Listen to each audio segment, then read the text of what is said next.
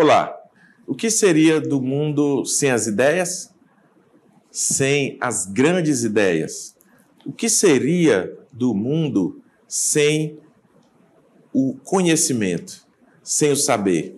O ser humano vive buscando. O ser humano é um empreendedor por natureza.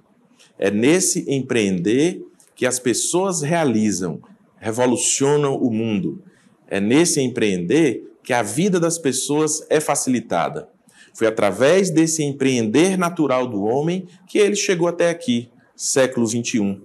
O empreendedorismo gera desenvolvimento para a sociedade, para os negócios, para os mercados. O empreendedorismo é também inovação. Hoje, no programa Ideias em Debate, Negócios, Mercado e Inovação, vamos receber o superintendente do Sebrae no Piauí, Mário Lacerda, e o médico e empreendedor, o empresário Ricardo Loureiro. Teremos a oportunidade de ver dois olhares distintos. O de quem está à frente como gestor de uma das maiores, se não for a maior, empresas de auxílio e de incentivo ao empreendedorismo no Brasil, aqui no Piauí, que é o Sebrae, e o olhar de quem é profissional liberal, médico, mas que realiza várias ações de empreendedorismo em Teresina. Assim, vamos tratar sobre o crescimento do empreendedorismo em novos setores, em como tem sido o comportamento das pessoas que querem empreender e os desafios de se manter ativo no mercado. Para saber dos assuntos a serem debatidos no programa Ideias e Debate, nos acompanhe nas redes sociais, @ODiaTV. Sejam bemvindos, Mário, sejam bem-vindos, Ricardo. E eu queria já iniciar fazendo uma pergunta ao Mário Lacerda. Se empreender é difícil, por quê? As pessoas empreendem por vocação ou por necessidade? Qual o papel também do Sebrae nesse contexto, Mário? Campelo, primeiro agradecer a oportunidade de estar aqui com você nesse programa que presta um importante serviço, uma importante contribuição para a nossa sociedade. Nós vivemos do empreendedorismo, desenvolvimento econômico, desenvolvimento social do nosso Estado passa necessariamente pela atividade empreendedora e, sem dúvida alguma, esse novo desafio que você toma para si, apresentando esse programa, com a temática tão importante, tudo que se relaciona à atividade econômica do nosso Estado, vai contribuir muito para a continuidade disso que vem acontecendo aqui no Estado do Piauí. E sim, é sempre um desafio empreender. No nosso Estado, no nosso país, é um desafio. O empreendedorismo está relacionado, como você colocou, a empreender por oportunidade ou por necessidade. Isso não significa que quando alguém tem a necessidade de empreender, ele não possa ter uma visão de oportunidade. Esse é o melhor dos mundos, mesmo no momento de crise, onde o empreendedorismo cresce, na medida em que aumenta o desemprego, essas pessoas são levadas, são forçadas ao empreendedorismo, mas precisam aplicar bem o seu recurso, aplicar bem a sua rescisão contratual. Daí o olhar de oportunidade deve prevalecer. A curva daqueles que dão certo empreendendo é 2 vezes maior em quem empreende por oportunidade sobre aquele que empreende por necessidade. Então, a sobrevivência de quem empreende por oportunidade é muito maior. Então, sem dúvida alguma, o conhecimento é esse instrumento, esse elemento transformador daquele divisor de águas do empreendedor que dá certo e do empreendedor que enfrenta mais dificuldade e que, eventualmente, não consegue alcançar os seus objetivos. Certo. Doutor Ricardo, e aí? O senhor que é médico, cardiologista por formação, mas também é um empreendedor. Como surgiu esse impulsionamento na sua vida para o empreendedorismo? Quais são as áreas que o senhor está empreendendo atualmente? Obrigado pelo convite, Campelo. Saúdo aqui o Mário pela oportunidade de bater esse papo interessante com o Sebrae também. O que aconteceu em minha vida foi que eu, depois de algum tempo, fui perceber que eu me tornei médico por conta da mesma razão de eu ter me tornado empreendedor. A afinidade por estudo, por matemática, o bom desempenho no vestibular, isso foi a mesma raiz que me levou a fazer vestibular para medicina e me tornar médico, e que me levou a ir além disso. Então, além de ter sido médico, eu resolvi expandir meus conhecimentos na área financeira, empreendi também através da área de investimentos em setores imobiliários, que é um grande nicho para investimentos também. Então, depois de um tempo, você conclui a sua própria história. Eu acreditava que eu tinha feito medicina e teria derivado para empreendedorismo como se fosse uma desistência do curso de medicina, mas não é bem isso. Analisando bem friamente o meu passado, eu vejo que as mesmas forças motoras que me tornaram médico são as que me tornaram empreendedor. Essa afinidade por estudo, por matemática, essa sede de conhecimento, como você bem frisou, que é muito importante em qualquer ramo que você vai empreender. Mário, é interessante a gente ver a história do Dr. Ricardo, né, de ter essa formação médica e, de repente, iniciar o empreendedorismo em várias outras áreas. Qual o futuro do empreendedorismo? Assim, hoje, há uma tendência das pessoas empreenderem mais ou de buscar, de repente, um posto de trabalho no mercado? Quando você tem um empreendedorismo forte, você tem empresas fortes, você precisa de colaboradores à altura disso que está acontecendo. Quanto melhor a economia local, você tem empresas mais consistentes, empresas que podem remunerar melhor e trabalhadores melhores capacitados. Então, assim, uma coisa tem a ver com a outra. Nos países mais desenvolvidos, onde a média salarial é bem maior, ela acontece porque as empresas são mais fortes, porque você tem uma economia que corresponde. Então, eu não tenho dúvida de que quem vai puxar isso sempre será o empreendedorismo. Mas toda vez que você tem um empreendedorismo forte, você tem uma força de trabalho à altura. Certa vez eu escrevi um artigo sobre a difícil missão de empreender, né, ou de ser empreendedor no Brasil. Isso é uma realidade, doutor Ricardo? É difícil? Qual foi a maior dificuldade que o senhor encontrou nessa sua busca pelo empreendedorismo? Essa pergunta é muito oportuna, Campelo, por conta da burocracia, do ambiente desfavorável que muitas vezes nós encontramos em determinados setores mais do que outros. Por exemplo, em um dos ramos em que eu atuo, setor de incorporação imobiliária, em todo o país existem regras, uma legislação que é de 1964, por exemplo, a lei de condomínios e incorporações, que precisa ser seguida, mas onde o cartório não atende bem a essa velocidade, a necessidade para você ter o timing de um produto imobiliário, essa burocracia, ao meu ver, que deve ser algo mais proeminente em alguns estados do que outros. Eu percebo que não existe tanta dificuldade em alguns estados como o nosso, mas esse ambiente de desfavorável, essa burocracia, acredito que seja a resposta principal a essa pergunta. E o que lhe levou a continuar, a lutar? Depois que você faz o MBA tão caro, você quer extrair resultados. Então, é muito, muito custoso você enfrentar dificuldades, aprender, e depois que você aprendeu, mesmo com resultado não favorável, você, a partir daí, com grande conhecimento, você quer enfrentar mais ainda, porque agora você já passou pelo pior. Eu comparo sempre aquele piloto que pousou aquele voo em Nova York. Ele enfrentou uma grande dificuldade, mas com certeza os passageiros, acho que todos nós aqui voaríamos com ele de novo. Talvez se a gente a do Rio Hudson, né?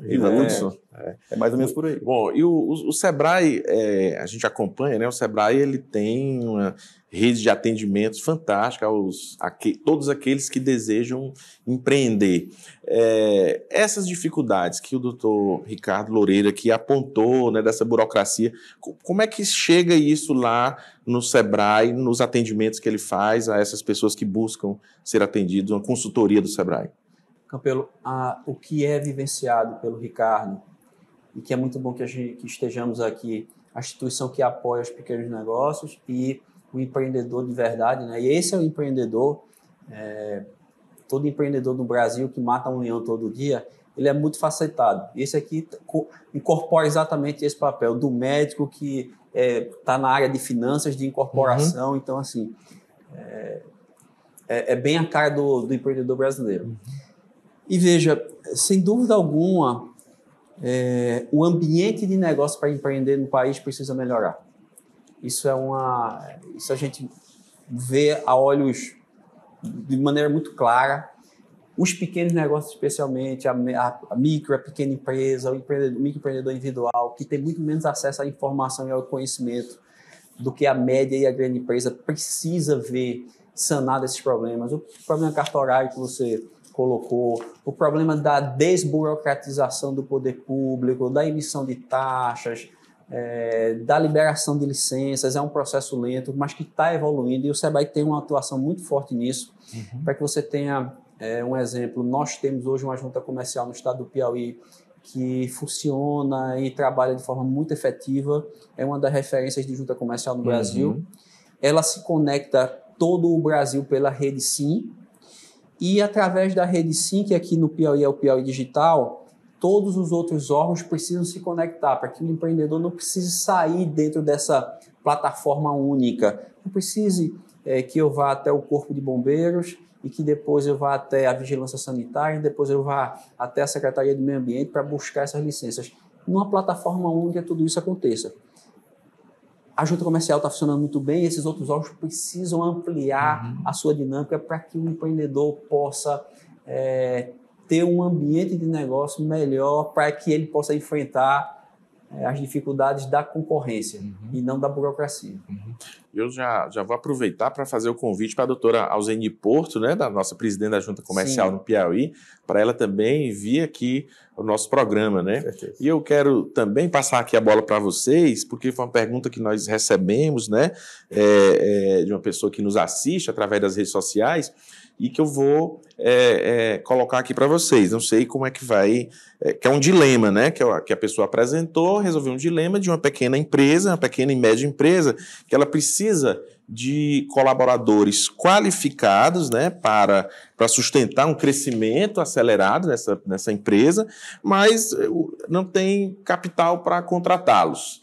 Então, a empresa está crescendo, tem a necessidade de contratar, mas não tem o capital, ou eu penso até não tem talvez a coragem de contratar e assumir um risco. Como é que administra essa necessidade versus o custo?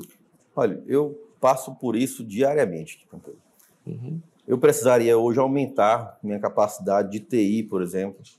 Precisaria aumentar, mas às vezes você até poder, hoje com a minha visão, mesmo que eu pudesse aumentar meu custo, eu não aumentaria em alguns momentos. Às vezes nem é só a questão do capital, realmente a coragem, como você falou, mas a pessoa já fica tão... aprende tanto com o tempo que ela já não quer aumentar custo porque tem receio de se isso vai trazer retorno ou não. Uma sugestão que eu dou, e que eu faço bastante, é oferecer participação em resultado.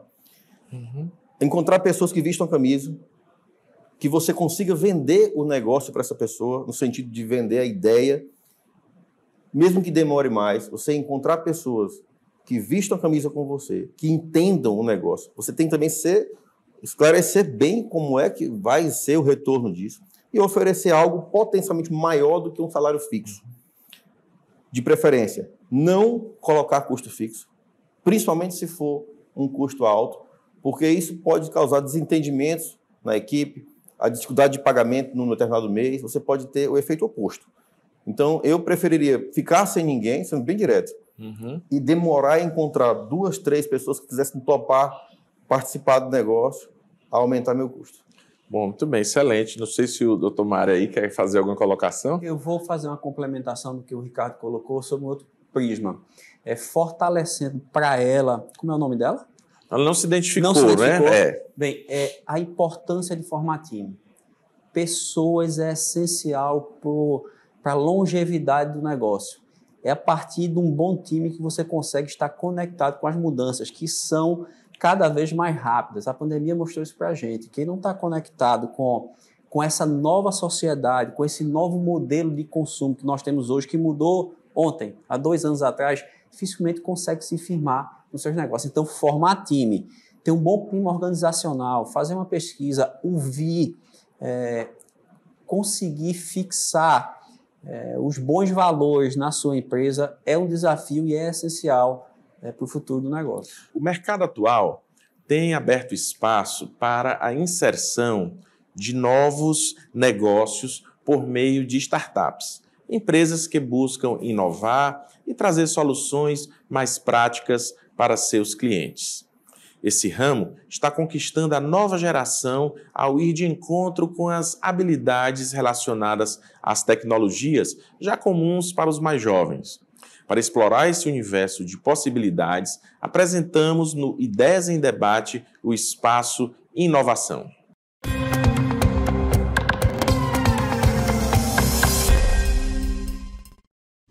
Passar troco desde sempre foi um problema para os comerciantes. Receber um pagamento que só vai cair no próximo dia útil, pagar taxas simplesmente para fazer uma transferência para alguém. Esses sempre foram desafios comuns do nosso dia a dia, mas que cada vez mais vão ficando no passado. Eu sou autônomo, vendo arrumadinho e aceito o Pix. Eu sou mototaxista e aceito o Pix. Aliás, é bom. Corra para cá, aproveita, porque aqui nós aceitamos Pix também, aqui na nossa loja. Eu sou motorista de aplicativo e aceito Pix. Mas tem uma palavrinha-chave que veio para revolucionar o mercado, chamada de Pix. Ele foi desenvolvido pelo Banco Central em 2018 e lançado em novembro de 2020. E fez tanto sucesso que nos últimos 2 anos acumulou 14 bilhões de transações com mais de 7,5 trilhões de reais em volume financeiro. E já são mais de 118 milhões de pessoas físicas e jurídicas utilizando essa ferramenta. Os números são surpreendentes de 2020 para cá. Com pouquíssimo tempo de Pix em funcionamento, ele já era uma realidade no comércio e vem evoluindo cada vez mais.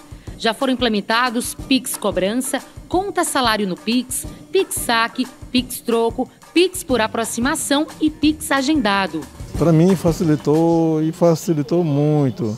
Na questão do troco, às vezes a gente não tem um troco menor, pequeno para botar para o cliente, e às vezes o Pix resolve esse problema. E também resolveu na questão das filas de banco, que às vezes ficava até meio-dia ou a tarde inteira para fazer um depósito de valores para pagar as contas da gente, como aquilo que a gente compra e paga, a dívida. E com o Pix eu pago de dentro de casa, da onde eu estou, do celular, até mesmo para botar crédito no celular. Às vezes eu saía procurando em farmácia, em loja e não achava. E agora eu passo do celular, para o meu celular eu passo. Então melhorou muito, até pagamentos assim de funcionários, pessoas que me ajudam. Às vezes ele não quer sair com dinheiro, com medo de ser roubado. Bota no Pix, paga no Pix, então o Pix me ajudou. E ajudou muito, e não ajudou só para mim, ajudou as pessoas que recebem, pessoas que me pagam, as pessoas que fazem o negócio, ajudou. E ajudou muito, eu não tenho nem palavra para dizer o quanto que ajudou. E está ajudando. Há quem se beneficie apenas como um simples usuário de Pix, mas há também quem vai além. O Rodrigo Lima, que é formado em Ciências da Comunicação e Telecomunicação, viu nessa nova ferramenta uma oportunidade para criar, ousar e investir. Ele criou uma startup chamada de Pix.cash, que atua como Open Banking e permite aos bancos, fintechs e empresas de tecnologia compartilharem informações financeiras e realizarem transações. A PixCash é a evolução da Receber, já é um banco digital, já tem a conta gratuita, tanto para pessoa física quanto para pessoa jurídica. E a gente tem, além da maquininha, a gente tem o Pix, naturalmente, a gente tem o boleto, link de pagamento, para pagamentos também via cartão de crédito, e vamos ter o nosso cartão de crédito próprio também. A gente não tem nenhum tipo de cobrança de mensalidade, de taxa de instalação ou setup, como algumas empresas cobram. A gente só cobra no recebimento, ou seja, só tem custo com a gente quando você recebe pagamentos. É a mesma filosofia que eu aplico na Receber. Então, nosso cliente, o foco é o micro e pequeno empresário, mas eu posso atender qualquer nível de empresário, ou de empreendedor informal também, MEIs também, e ele não tem um custo fixo comigo, ele só tem custo conforme ele tem faturamento. Essa é uma grande vantagem competitiva na questão do custo. O processo de criação da Pix.cash foi de 2 anos. Só entrou em operação em outubro desse ano, mas já foi registrada no INPI, Instituto Nacional de Propriedade Industrial. Esse foi o primeiro grande feito da empresa. Para quem trabalha com metas, esse é só o início de muita coisa que vem por aí. Não tem limite, mas as minhas metas são essas. Em 12 meses, da PixCash está faturando mais de R$1 milhão e em 36 meses, em 3 anos, já está ligado ao Banco Central como um banco tradicional, competindo com os grandes lá embaixo. Redução de custos, agilidade nas transações, integração de dados, segurança nas operações e muito mais. Essa é a nova proposta do mercado financeiro.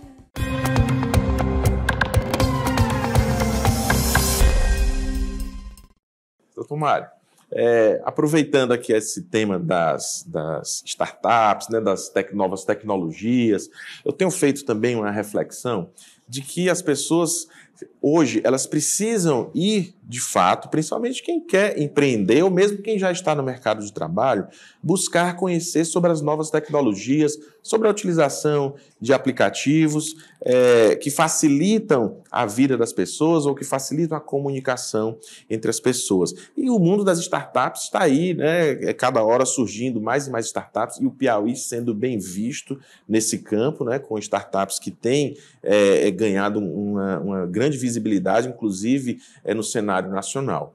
Como é que o Sebrae tem colaborado, ou como o Sebrae tem contribuído para esse desenvolvimento?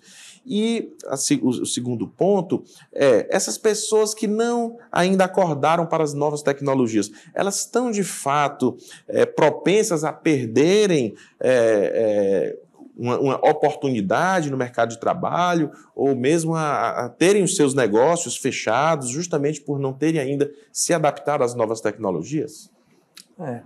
Eu vou começar pela segunda parte e depois a gente volta para falar um pouco sobre startup.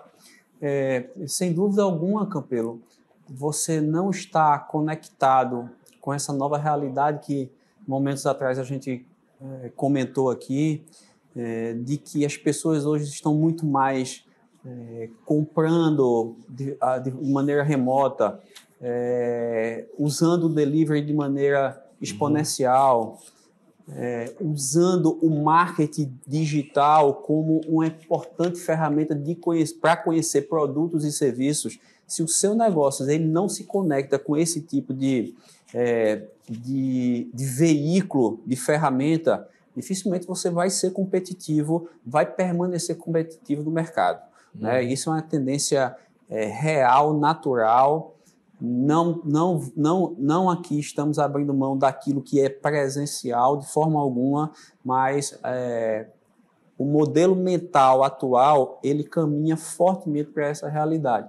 Isso aí é inexorável. Então todo mundo precisa trabalhar a transformação digital, não para ser uma startup, não para ser um negócio digital, mas para se valer daquelas ferramentas que vão lhe fazer competitivo.